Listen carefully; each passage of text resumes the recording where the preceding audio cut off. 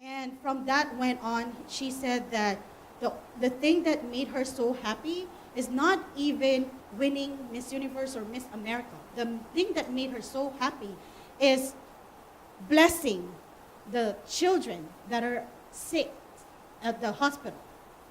When she goes to the hospital and visits them, those are the things that blessed her, that made her so happy, made her feel that this is why I won Miss Universe. That is when the gospel was already shared with her. That is a true story, by the way. You can search it. It's all in the 700 Club. So there's a lot of life lesson and application that we can get in each and every passage, especially here in the book of Esther. Every time I opened it last night, or for the last 2 nights, we went to this school, and the teacher told us, this book, he said, this book, it's God breath on this book. So every time we open it, it's another breath of life. When I heard that, I was like, wow, that is so true. It's another breath of life, that like an oxygen that I needed, again and again and again. So I can have another life for the day, for the week, for the month. So it just excites me when I read it. So let's continue in chapter 3. There's another person that came up in chapter 3.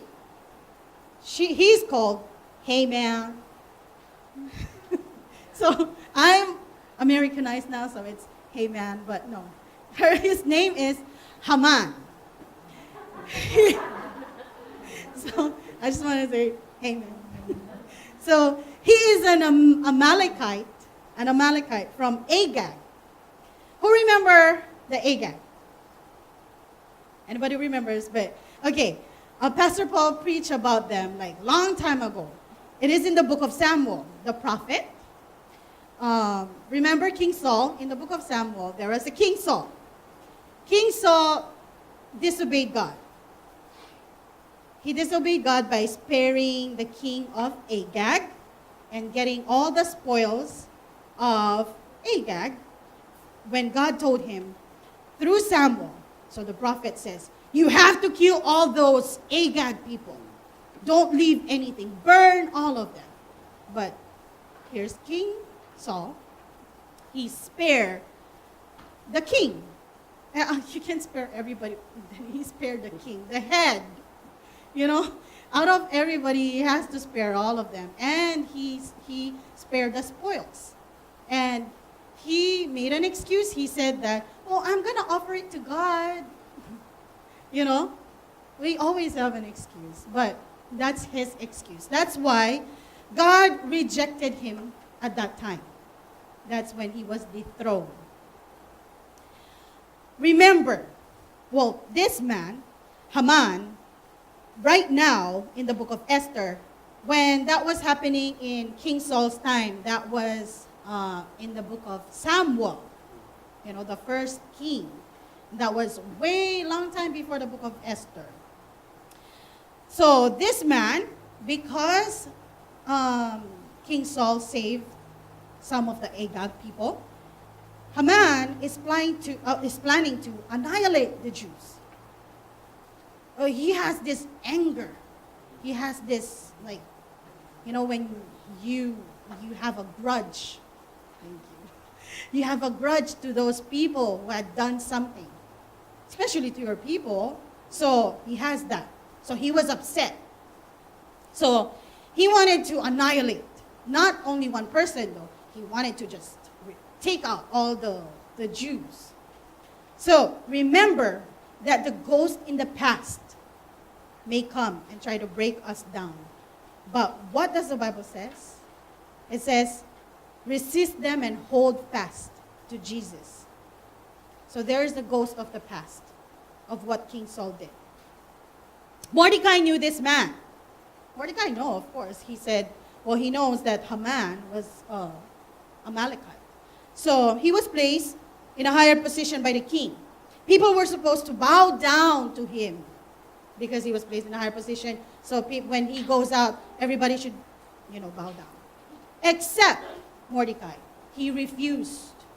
to bow down. I love how he did. He is showing us that worship nothing and no one but God, even if it means persecution. I wouldn't worship you. Like right now, if there is somebody who would say in here, you need to worship me, or they probably didn't say worship me, that they would say, like for example, if our pastor would come over here and we have to bow down, even if he's my husband, I wouldn't bow down. Sorry. Because I would only bow down to God. Amen? Amen. Only him, even if it means persecution. Remember in Matthew 5:11-12, it says, I love this scripture. It says, blessed are you when people insult you, persecute you, and falsely say all kinds of evil against you because of me. Rejoice and be glad, because great is your reward in heaven. For in the same way, they persecuted those prophets who were before you. So you are not the only one that is being persecuted. There's a lot of people that were persecuted right before us. Amen? Amen. I love that verse. So, you're blessed when you're being persecuted. That's what the scripture says. So jumping into chapter 4, this is where our scripture for the night comes in. The only way a real believer would face persecution is through what? Mordecai fasted and prayed. This past 2 nights, we have been taught how to pray. What is a prayer? Where can we pray? Who can we pray for? Mordecai fasted in prayer. It is through prayer that God will intervene, that we can connect with God. When we all do is pray, God will intervene for us. Do you guys know that right now in heaven, Jesus is interceding for us? That is what the Bible said. The Bible said up to now, while we are here fighting the battles, Jesus is praying continuously and interceding for us. That is what the word says. Amen. So it is a great privilege that we can pray. I love how Brother C pointed it out and made a big point right when on a Sunday, and on every time that he would stand up over here when he was leading us in prayer, that it is not just a prayer. It is a powerful weapon that we can use and that we have so we can get through the ears of God, that God would hear us. God knows everything that is going on, but he wants to hear from us. He wants us to be involved. He wants us to be connected so he can hear, what do you need from me? And God hears a fervent prayer. So while that is happening, so Mordecai doesn't want to bow down. That is happening outside the kingdom. Here comes Esther inside the kingdom. Does not have any idea what's going on. So she's already the queen. Mordecai tore his clothes and put on a sackcloth. That's how they show that they are fasting and praying at that time. So he was fasting and praying. And here comes Esther. She sent the king's eunuch. He sent him to check on what's going on with Mordecai, because Mordecai was just like pacing out in the gate because he was fasting and praying. And Queen Esther, she had asked the eunuch to go check on Mordecai. And when the eunuch found out, here comes Queen Esther, what she did was she gave the clothes to the eunuch. Send him the clothes. It was so funny, because at that time, she is already enjoying the richness of the kingdom. She doesn't know. She was distracted. She was enjoying what she has. She forgot what God gave him. Most of the time when God gives us the favor, we tend to forget the purpose of that blessing. We just wanted to enjoy and detach ourselves in the world. We don't know what's going on out there. We don't want to associate ourselves with the world anymore. Like when we get saved. When we get saved, we just don't want to be associated with the world anymore. We don't know what's going on with them. Well, forget about them. That's how we are at times. Wherein there is a purpose. There's a thing that we need to do. We have that favor from God. We were saved. So we have to do something with our salvation. We have to share Jesus. We have to share the salvation that we have. So Queen Esther was detached of the world. Remember, with great power comes great responsibility. That is a saying from Spider-Man. Sorry, I have a lot of characters tonight. But actually, there is one that is biblical. It is in Luke 12:48. It says, "To whom much is given, much will be required." So after hearing what was the cause of her cousin's prayer, so the eunuch came back and he said, "This is what's going on. Everybody's gonna die because Haman wanted to kill everybody." So let's read chapter 4. I wanted to go back. Thank you, Brother Arnie, for reading the scripture, but I wanted to go a little bit. More of the scripture from chapter 4, verse 6 to 11. So Hatak went out to Mordecai in the open square in the city, in front of the king's gate. Mordecai told him everything that had happened to him, including the exact amount of money Haman had promised to pay into the royal treasury for the destruction of the Jews. He also gave him a copy of the text of the edict for their annihilation, which had been published in Susa. This is the main city, to show Esther and explain it to her. And he told him to instruct her to go into the king's presence, to beg for mercy and plead with him for her people. Hatak went back and reported to Esther what Mordecai had said. Verse 10.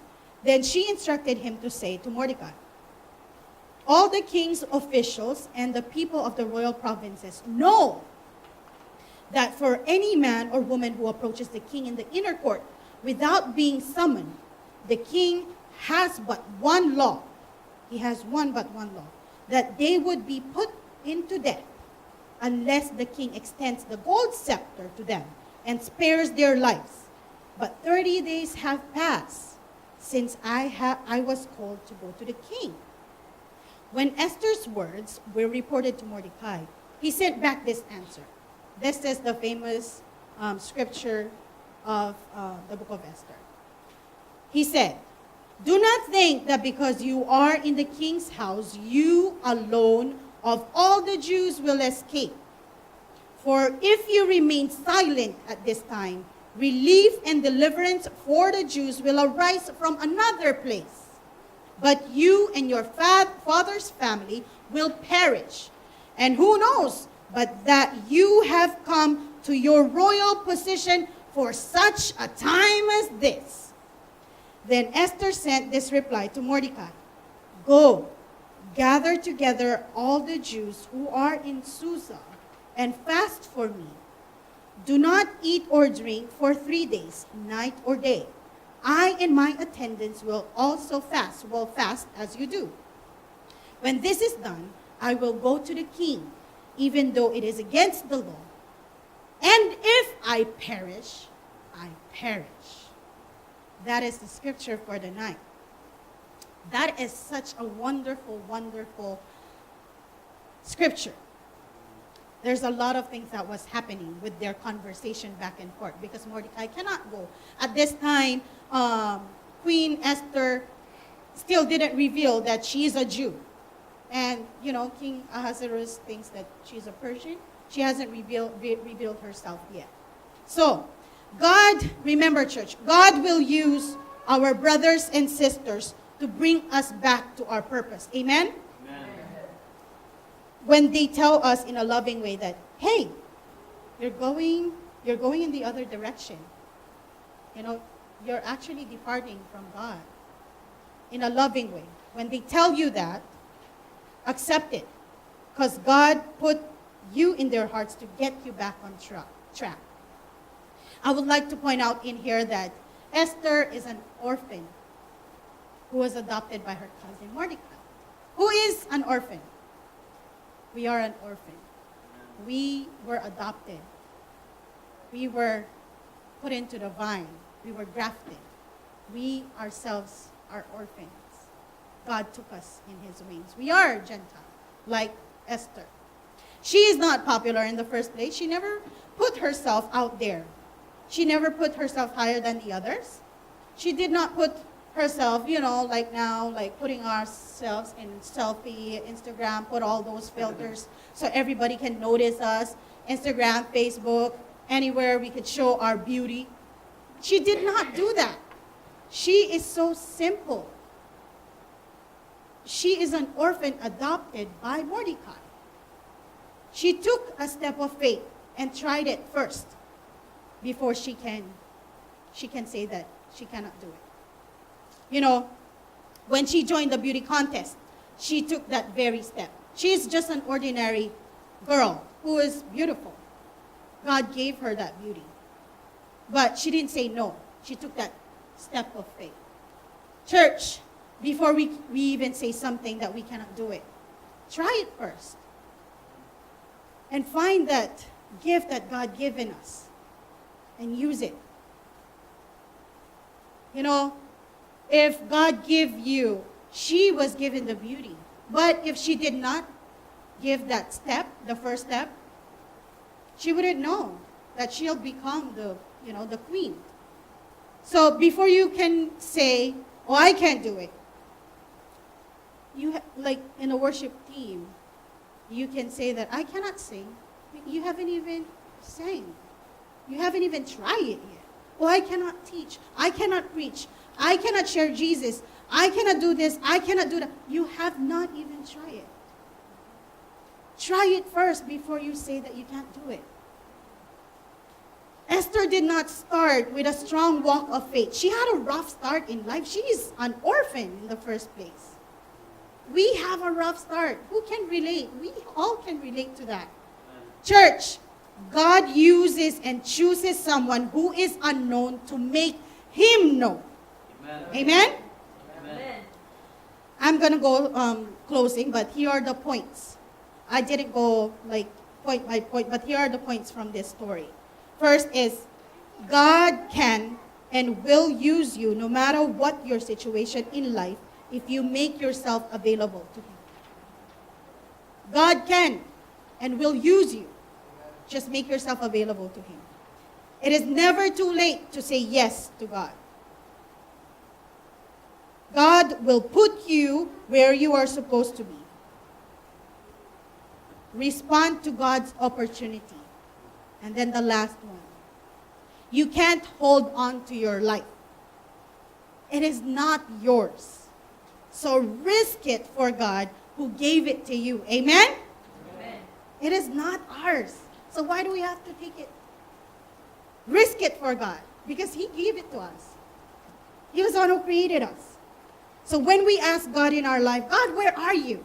Remember that all throughout the Bible, there are thousands of promises for you and for me. Let's put our name in those promises.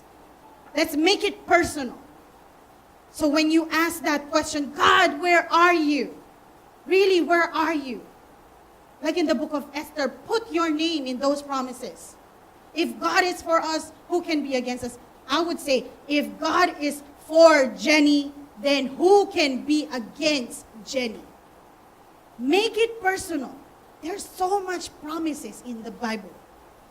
Like in the book of Esther, though his name was not mentioned at all, he's doing his business behind the scene while we are living, or he is actually doing everything behind the scenes while we are living here. In Psalm 37, verse 3 to 7, it says, this is one of my favorite scriptures. Trust in the Lord and do good. You have to trust in him and you have to do good. Dwell in the land and enjoy safe pasture. Dwell on this earth and enjoy Amen. safe pasture.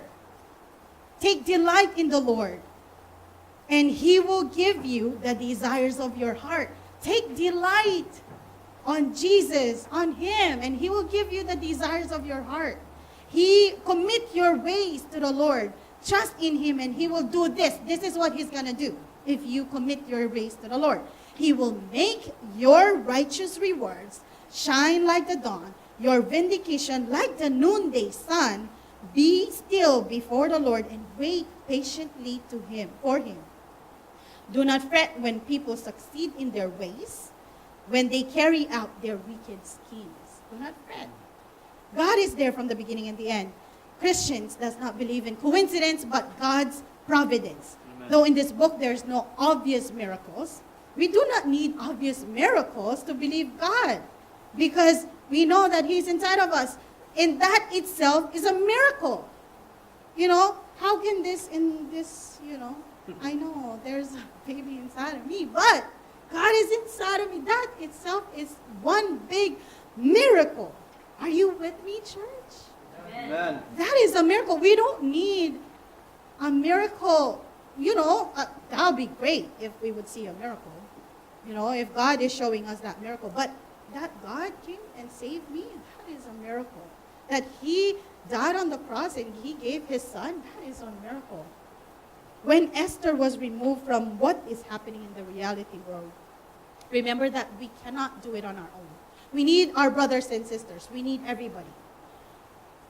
We need my husband, Brother Arnie, Care, Kim, Jess, Agnes, Auntie Benny, Auntie Rose, everybody to pray for us, to fast for us, so we can fight each other's battles. We need our brothers and sisters. One is not higher than the other, so no pulling down. Encourage. Instead of showing and telling them that, hey, I know more about you. No. Brother, I'm like, Brother Arnie or Sister Kim, I'm praying for you. I love you. If you're lost, I'm praying for you. And I'm going to love you more. Because that's what the Bible asks. We don't have to tell them, oh, you did this, you did that, or I know more than you. Ask God to show Himself to us each and every single time. God would place you where you are supposed to be. God placed you there for a reason. If you have neighbors who does not know God, God placed you there for a reason. If you have co-workers who does not believe in God, God placed you there for a reason. If you have a mom, a dad, children who are so difficult to deal with, God placed you there for a reason.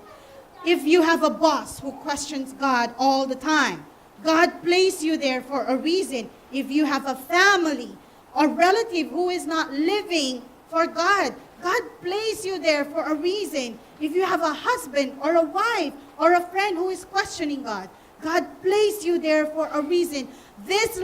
Our lives is and was from God. So we risk it all and we use it for God. Amen? Amen. Thank you, Jesus. And thank you, everybody, for listening to the Word of God tonight.